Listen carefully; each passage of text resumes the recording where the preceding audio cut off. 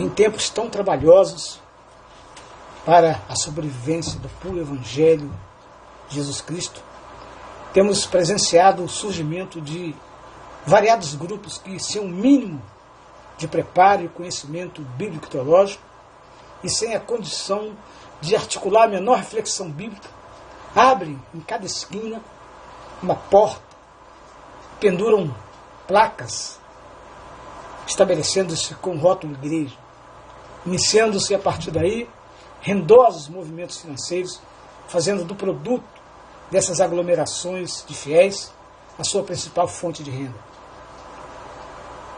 transformando assim a boa nova de Jesus em um verdadeiro mercado, né? E sem falar em outros que, por causa do vil metal, deixam-se contaminar por ventos doutrinários e antibíblicos, impostos por certas visões que, implantadas, racham ao meio, né, as suas igrejas que já vinham estabelecidas, consolidadas e fundadas em cima de uma história, né, de tradições com uma trajetória relevante, provocando então verdadeira evasão de seus fiéis.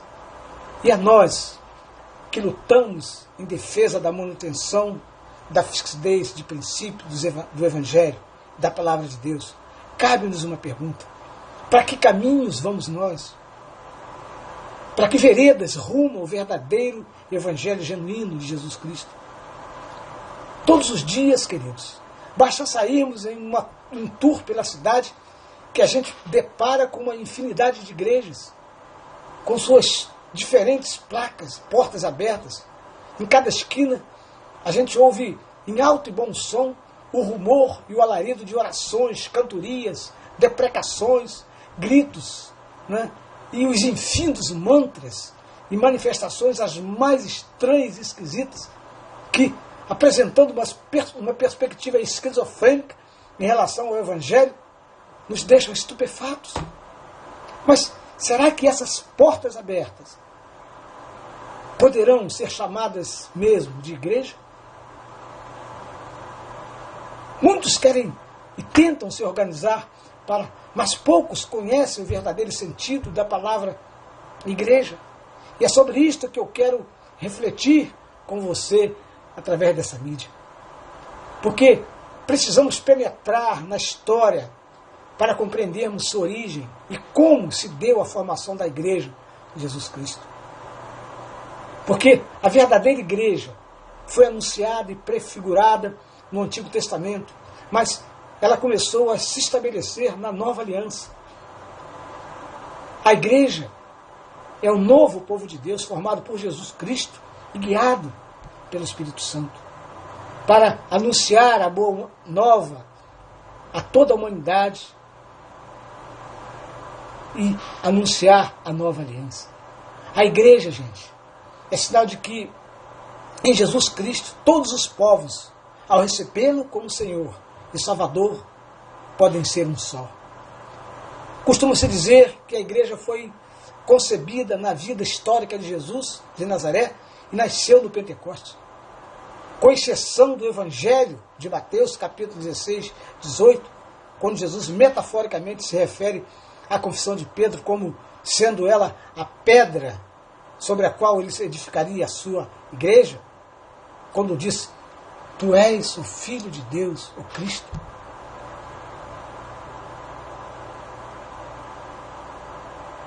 E no texto de Mateus, capítulo 18, 17, em que o evangelista trata da questão da disciplina, a palavra aparece, a palavra igreja, não aparece na boca e na vida de Jesus.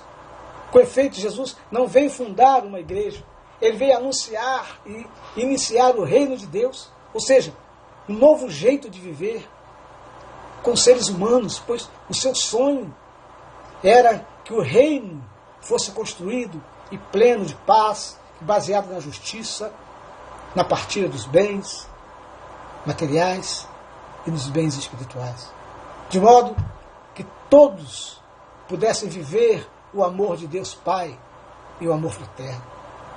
Aconteceu, porém, que Jesus e seu anúncio do reino foram rejeitados, né, pelos religiosos de Israel.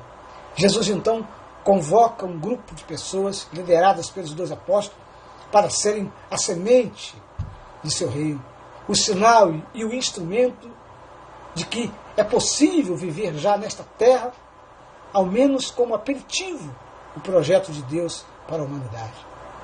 E no Evangelho de Mateus, é lá que aparece mais claramente essa ideia.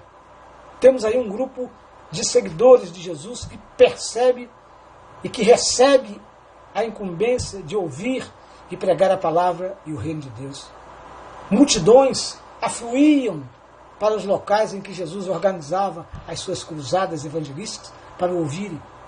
E do meio desses ouvintes, Jesus seleciona o grupo dos 72 discípulos, em que além de ouvintes, também são pregadores da palavra.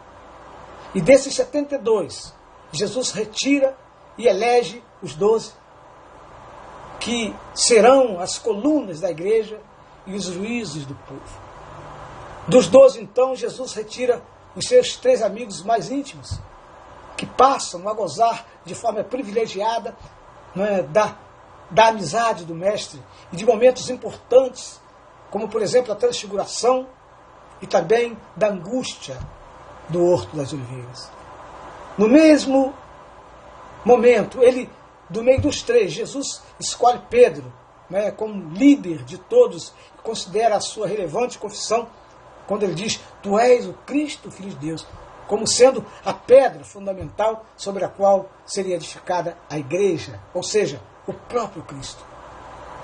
Todas essas pessoas, cada uma a seu modo, seguem Jesus, pregam sua palavra, anunciam seu reino e formam o germe, a semente da igreja. Poderíamos dizer que esses formam o feto da igreja, que vai nascer no dia de Pentecostes. Após a ressurreição de Jesus e a vinda do Espírito Santo, são essas pessoas que vão pelo mundo afora anunciar o Evangelho a toda criatura, com a certeza de que o Senhor estará sempre com elas. No livro dos Atos dos Apóstolos, nos aparece aí o parto, o nascimento da igreja. E isso aconteceu quando estavam todos reunidos juntamente com Maria, né, mãe de Jesus, e muitos deles ainda medrosos, apreensivos, por causa dos recentes brutal martírio e morte de Jesus. E foi quando sentiram a força e o poder do Espírito Santo, que os impulsionava à missão. Desde seu nascimento, a igreja é missionária. A igreja não é arrecadatória. A igreja é missionária. Pode até dizer que a igreja só é se for missionária. Compreenderam, queridos? A igreja só é igreja se estiver engajada na sua missão integral. No livro dos Atos, escrito por Lucas, depois de falar sobre o Espírito Santo na vida de Jesus, ele fala agora sobre o Espírito Santo na vida dos discípulos. E a palavra discípulo significa aprendiz, ouvinte, aquele que quer aprender a fazer o que o Mestre faz. A igreja do Novo Testamento se entendia como igreja de discípulos, que seguiam o caminho e que viviam unidos em comunidades. Percebam que discipulado e comunidade estão sempre juntos. Não há discípulo de Jesus fora da comunidade. Toda a comunidade verdadeiramente cristã é aquela que é formada de discípulos, de pessoas disponíveis para o seguimento de Jesus. Gente que tem os mesmos sentimentos, opções e estilo de vida do Mestre Jesus, como está dito na carta do apóstolo Paulo aos Filipenses, capítulo 2, versículo 5, quando ele diz: de sorte que haja em vós o mesmo sentimento que houve também em Cristo Jesus. Amados, esta é a definição mais certa de igreja.